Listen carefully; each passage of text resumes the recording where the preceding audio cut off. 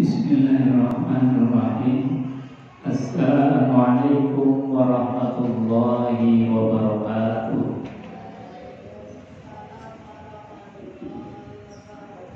Bismillah, biwa'dillah wa binasrillah, la hawla wa la quwwata illa billah. Asyhadu an la ilaha illallah wa asyhadu anna Muhammadan abduhu wa rasuluh. Allahumma shalli wa sallim ala sayyidina Muhammad wa ala alihi wa sahbihi ajma'in. Rabbi shrah li sadri wa yassir li amri wa hlul 'uqdatam min lisani yafqahu qawli. Amma ba'd. Qala Allah ta'ala fi kitabil karim wa huwa asdaqul qailin. A'udzu billahi samil 'alim minasyaitonir rajim. Bismillahirrahmanirrahim. Ya ayyuhalladzina amanu taqullaha haqqa tuqatih wa la tamutunna illa wa antum muslimun. Shadaqallahul 'azim wa shadaqa rasulul karim wa nahnu 'ala dzalika minasyahidin walhamdulillahi rabbil alamin. Jemaah Bapak Ibu, ikhwan dan akhwat fillah rahimakumullah. Pada sore ini alhamdulillah kita bisa hadir kembali di majelis kajian Qabla Iftar Masjid Al-Azhar. Alhamdulillah, mudah-mudahan hadirnya kita di tempat ini senantiasa diberikan balasan pahala dari Allah Subhanahu wa taala. Amin ya rabbal alamin. Jemaah ikhwan dan akhwat fillah rahimakumullah, bahwasanya Allah Subhanahu wa taala dalam sebuah ayatnya di surat Yusuf itu Allah Subhanahu wa taala menceritakan sebuah kisah. Bahkan kisahnya ini disebutkan oleh Allah Subhanahu wa taala ahsanal qasasi, yaitu sebaik-baiknya kisah, sebaik-baiknya cerita sejarah yang diangkat oleh Allah melalui tinta emas Al-Quran untuk menjadi pelajaran bagi kita.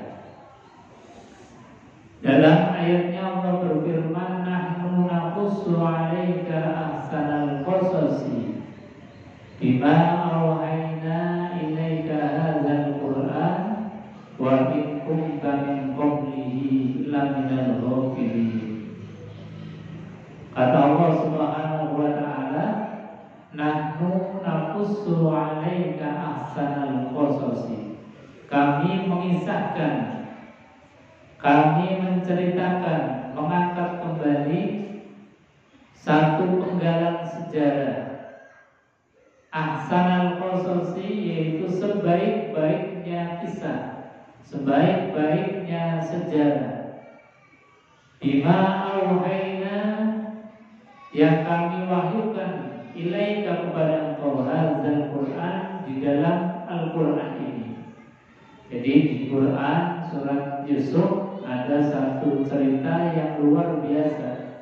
Ceritanya dalam urutan-urutan kisahnya sangat baik, kisahnya sangat menarik, dan ini tentu menjadi pelajaran bagi kita.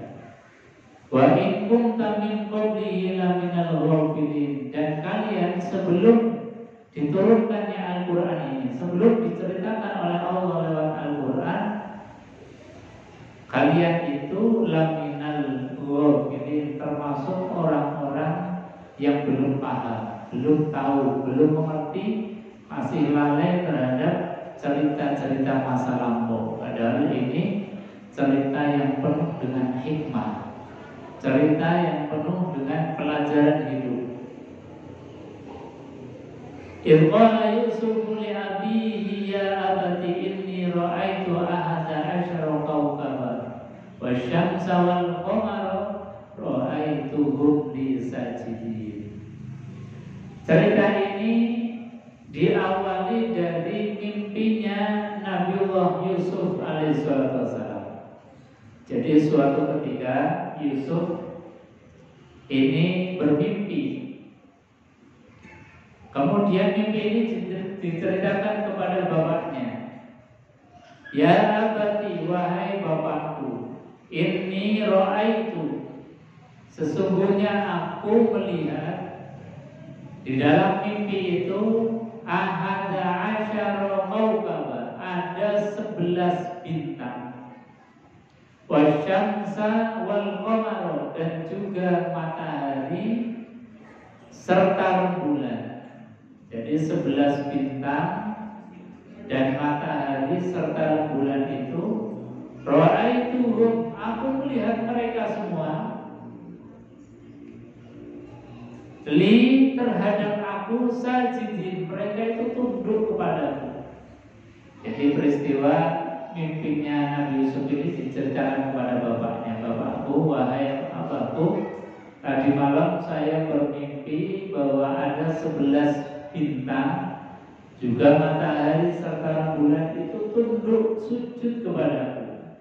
Jadi sujud dalam makna ini adalah tunduk kepada Nabiullah Yusuf alaihissalatu wassalam.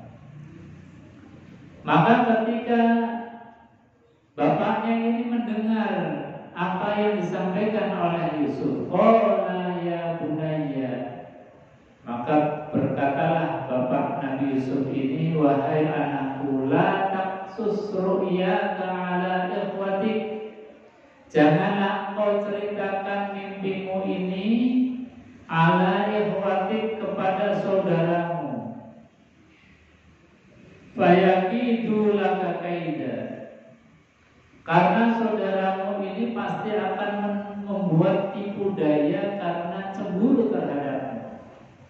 Mereka pasti akan hasud, mereka pasti akan iri, cemburu terhadapmu, karena kamu dipersiapkan oleh Allah Subhanahu wa Ta'ala akan menjadi seorang nabi dan seorang rasul utusan Allah Subhanahu wa Ta'ala. Maka tolong, kata bapaknya, ini cerita, ini mimpi jangan diceritakan kepada saudara-saudara kamu, karena pasti nanti kamu akan dibuat sengsara, pasti kamu akan disengsarakan, bahkan akan dibunuh oleh saudara. Maka tolong jangan ceritakan peristiwa mimpinya ini. Dan ini memang benar apa yang menjadi firasat bapaknya ini, kemudian terjadi bahwa kemudian saudara-saudaranya ini benar-benar dia itu hasud, dia itu iri. Mereka akhirnya mencoba untuk membuat Yusuf itu supaya tidak lagi menjadi anak yang disayangi oleh bapaknya. Ini satu penggalan kisah bahwasanya kadang-kadang orang yang dibuat atau paling disayangi ini justru kadang-kadang membawa sebuah malapetaka. Makanya Yusuf ini anak yang paling disayang oleh orang tuanya, tapi justru karena saking disayangnya ini membuat saudara-saudaranya itu iri. Akhirnya apa?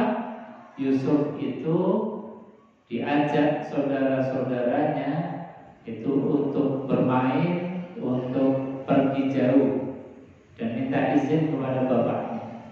Bapaknya sebetulnya sudah punya firasat, sebetulnya sudah melarang, tapi karena saudara-saudaranya ini terus membujuk ayahnya supaya boleh diizinkan untuk membawa Yusuf ke suatu tempat, akhirnya bapaknya ini mengizinkan dengan terpaksa. Walhasil kemudian Yusuf itu akhirnya dicelakakan oleh saudara-saudaranya sendiri, yaitu dimasukkan ke dalam sumur. Jadi sekali lagi bahwasanya kadang-kadang tadi satu kasih sayang yang berlebihan akhirnya menyebabkan Yusuf itu menjadi sengsara, dimasukkan ke dalam sumur. Tapi kesengsaraan Nabiullah Yusuf Ketika berada di dalam sumur ini, justru akhirnya menjadi sebab beliau Sallallahu Alaihi Wasallam, Yusuf Alaihissalam, itu kemudian hidup di tengah-tengah istana. Karena Yusuf ketika berada di sumur ini kemudian diselamatkan oleh seorang musafir. Yang musafir ketika dalam perjalanannya itu butuh air minum, butuh bekal air. Akhirnya nyari air. Ketika dia sedang mengambil air, tali timbanya itu diangkat gak bisa. Ternyata ada yang memegangi, yaitu Yusuf yang berada di dasar sumur. Akhirnya kemudian diangkat, dan Yusuf kecil ini kemudian dijual ke saudagar, dijual ke seorang pembesar, dan akhirnya Yusuf hidup di istana. Jadi kadang-kadang tadi nikmat membawa sengsara, dan juga sengsara kemudian membawa nikmat.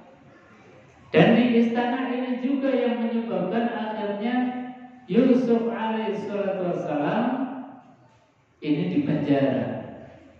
Jadi kembali lagi siklusnya hidup itu kan dari nikmat kemudian diuji oleh Allah dengan kesengsaraan. Nanti kalau sudah sukses dalam ujian akan diangkat lagi dengan kenikmatan. Nanti sudah mendapatkan kenikmatan diuji lagi oleh Allah Subhanahu wa taala. Dan begitu terus.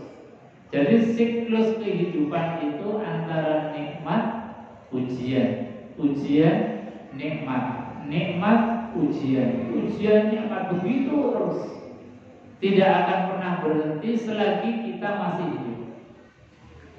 Tidak akan berhenti siklus dari nikmat dan ujian dan nikmat. Karena dalam ayat yang lain Allah berfirman, am hasibtum an tadkhulul jannata wa lamma ya'tikum mathalul ladzina khalu min qablikum massatuhumul ba'sa wad-dharra wa zulzilu hatta yaqula ar-rasul wal ladzina amanu ma'ahu mata nasrullah. Jadi kata Allah Subhanahu wa taala, jangan engkau mengira akan dimasukkan ke dalam surga. Jangan kalian mengira akan mendapatkan enak-enaknya saja. Sebelum aku datangkan ujian, kata Allah, ba'sa wa dharra, yaitu kesempitan, dharra dan juga mara bahaya, apapun bentuknya, wa zulzilu dan keguncangan.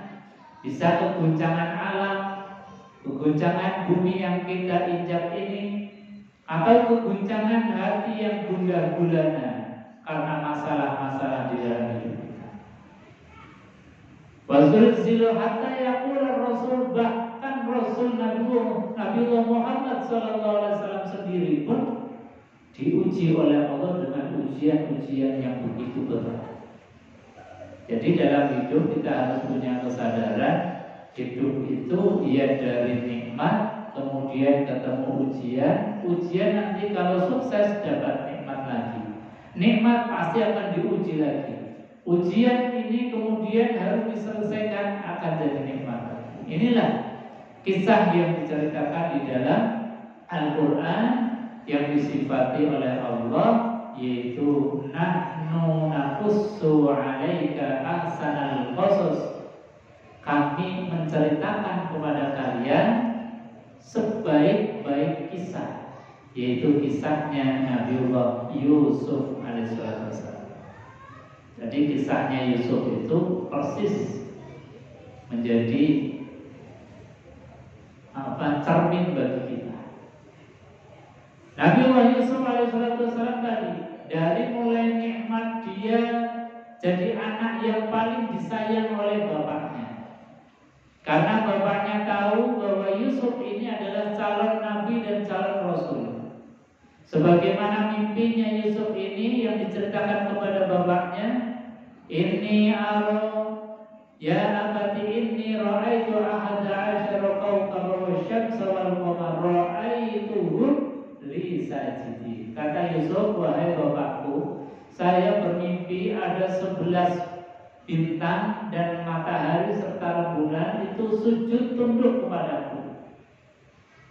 Maka mimpinya ini kemudian dilarang oleh bapaknya untuk diceritakan kepada keluarganya atau saudara-saudaranya. Karena apa? Ini adalah irhas atau tanda-tanda bahwa Yusuf itu akan menjadi seorang nabi dan rasul.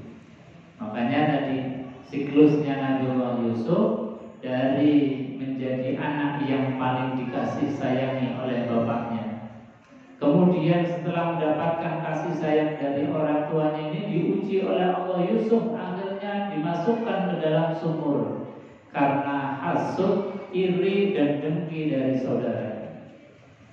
Nah, ketika diuji di dalam sumur, dibuang di dalam sumur, yang pilihannya antara hidup dan mati, Yusuf akhirnya sukses dan dia bisa masuk ke dalam istana berkat ujian dimasukkan ke dalam sumur. Ketika mendapatkan nikmat kesuksesan berada di lingkungan istana, ternyata Allah juga menguji lagi. Istri dari pembesar itu walhasil senang terhadap Yusuf, karena senang diajak mau selingkuh, mau berzina. Tapi Yusuf karena seorang calon nabi, calon rasul, dia sangat menjaga. Bahkan ketika sudah dalam kamar yang tidak ada siapa-siapa kecuali mereka berdua, Yusuf masih merasa diawasi oleh Allah Subhanahu wa taala, sehingga apa? Yusuf berusaha untuk lari dan baju belakangnya itu sampai sobek karena ditahan oleh perempuan tadi yang menginginkan Yusuf untuk menjadi suaminya.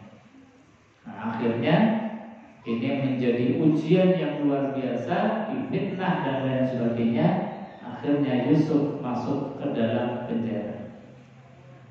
Nah, justru dari penjara inilah ujian kemudian diselesaikan oleh Yusuf, akhirnya diangkat kembali. Yusuf akhirnya menjadi seorang wazir dan menjadi seorang pembesar. Artinya apa? Siklus daripada kehidupan ini memang seperti kata Allah, nikmat, ujian, ujian, nikmat. Nikmat diuji lagi oleh Allah dan begitu terus. Makanya ketika kita sedang mendapatkan ujian dari Allah Subhanahu wa taala, atau ketika kita sedang mendapatkan nikmat dari Allah Subhanahu wa taala, maka tidak boleh terlena. Ketika nikmat, maka banyaklah bersyukur kepada Allah. Ketika diuji, banyaklah bersabar atas ujian dari Allah Subhanahu wa taala. Dan kedua-duanya ini ladang dan potensi pahala, baik nikmat maupun ujian. Nikmat yang akan menjadi ladang pahala manakala kemudian kita syukuri, manakala kemudian kita berterima kasih kepada Allah Subhanahu wa taala, manakala kita daya gunakan sesuai dengan yang dikehendaki oleh Allah. Dan ujian pun juga sama, akan menjadi ladang dari pahala kita manakala kita bersabar atas ujian, berikhtiar mencari solusi, kemudian kita husnuzan sama Allah bahwasanya ini adalah yang terbaik bagi kita. Karena apa? Allah ingin mengangkat derajat kita ke level yang lebih tinggi dari sebelumnya. Setiap kali ujian datang, itu level akan dinaikkan. Setiap lagi datang ujian berarti kita akan menjadi tinggi lagi level. Dari levelnya Yusuf hanya disayang sama bapaknya, setelah diuji dimasukkan ke dalam sumur, dia menjadi orang yang disayang banyak orang, yang dicintai banyak orang, yang disukai banyak orang. Ketika diuji kemudian dia berhasil, naiknya levelnya meningkat, dan begitulah seterusnya dan seterusnya. Ini diantara yang dikisahkan Allah di dalam surat Yusuf.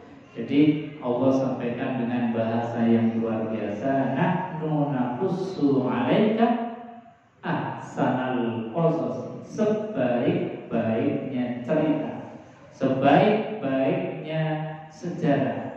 diungkap lagi oleh Allah untuk menjadi pelajaran bagi kita. Hadirin jemaah yang dimuliakan Allah Subhanahu wa taala.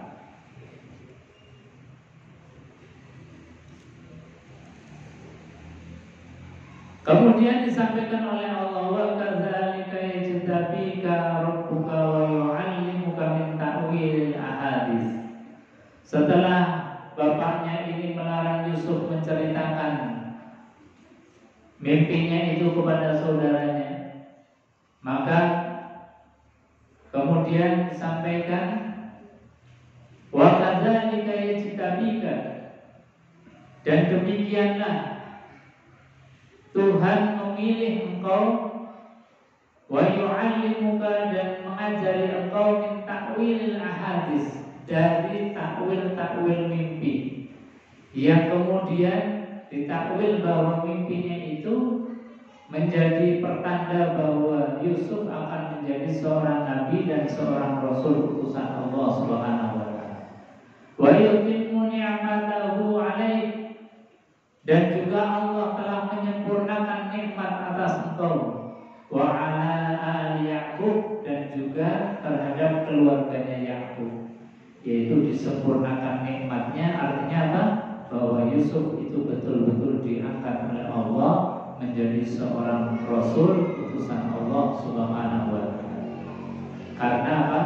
Karena memang nenek moyang kakek dan neneknya itu semuanya adalah nabi dan rasul utusan Allah. Kama atammaha ala abuka, seperti Allah telah menyempurnakan nikmat atas bapak kamu, min qablu, yaitu sebelum-sebelumnya, keturunan-keturunan kakek dan neneknya itu adalah orang-orang mulia, yaitu diantaranya Ibrahim wa Ishaq, yaitu Nabiullah Ibrahim dan Nabiullah Ishaq alaihissalatu wassalam. Jadi ini satu kabar gembira yang dari Allah lewat mimpi. Kemudian mimpi itu diterjemahkan bahwasanya ini adalah bentuk kesempurnaan nikmat yang Allah berikan kepadamu.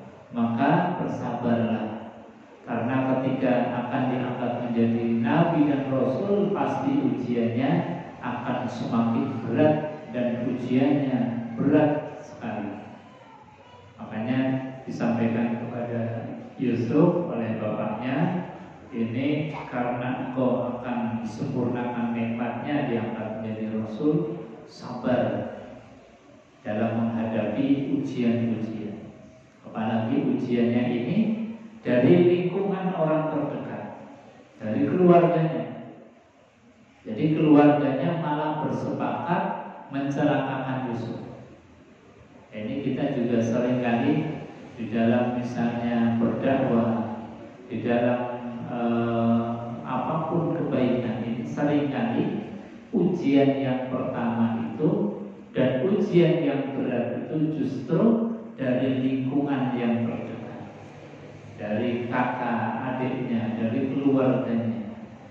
Dan ini persis sama seperti Yusuf ini, ujian yang pertama justru dari sifat hasud, sifat iri dan dengki dari keluarganya.